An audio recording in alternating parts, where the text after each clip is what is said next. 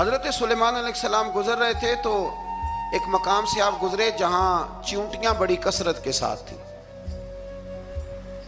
تو ایک چیونٹی جو ان چیونٹیوں کی سردار تھی، ان چیونٹیوں کی بڑی تھی، اور مفسرین کرام نے یہ بھی لکھا ہے کہ وہ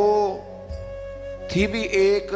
آنکھ اس کی کوئی نہیں تھی، ایک ٹانگ اس کی کوئی نہیں تھی، لیکن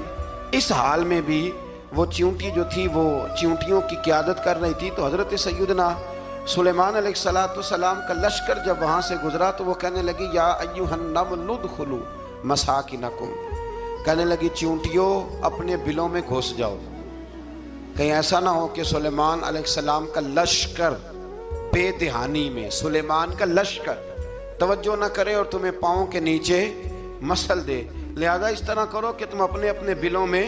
گھس جاؤ. حضرت سلیمان ابھی 3 میل دور تھے، تمام مفسرین نے لکھا ہے 3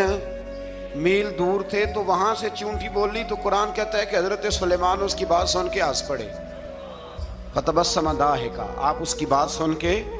ہنس پڑے کہ دیکھو یہ چیونٹی کیا کہہ رہی ہے. ذرا غور کرنا بات پر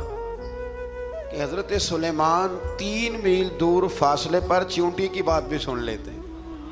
مولوی نے قرآن کی آیت پکی یاد کر لی، انا بشر مثلکم، کہتا ہے حضور نے کہا میں تمہاری طرح کا بشر ہوں، نبی ہماری طرح ہوتے ہیں جی. تو وہ تو 3 میل دور چیونٹی کی آواز سن لیتے تھے، اس کے کان میں چیونٹی رکھو بلا، اسے کہو کہ بتا بلا کیا کہتی ہے، کچھ بتائے گا پھر دوڑ لگا دے گا شاید. کان میں رکھو اس کو، کہو بتا چیونٹی کیا کہتی. اور اگر یہ لفظ نہ ہوتے قرآن کے کہ جب انہوں نے سنا تو ہنس پڑے، یہ جملے نہ ہوتے تو شاید اس کو بھی نہ مانتے، لیکن حضرت سلیمان نے سنی چیونٹی کی بات. اور اب اگلی بات کہنے لگا ہوں، بڑے خوبصورت لفظ لکھے ہیں مفسرین نے، فرماتے ہیں دیکھو ایک چیونٹی نے ایک جملہ بول کے، ایک چیونٹی نے ایک جملہ بول کے اپنے قبیلے کی خیر خواہی کی تو رب نے اس کا جملہ بھی قرآن میں بیان فرما دیا. تو جو ساری زندگی لوگوں کو جملے بول بول کے کہے رب رسول کی طرف آ جاؤ تو اللہ قیامت میں اس کی بات کو قائم نہیں فرمائے گا.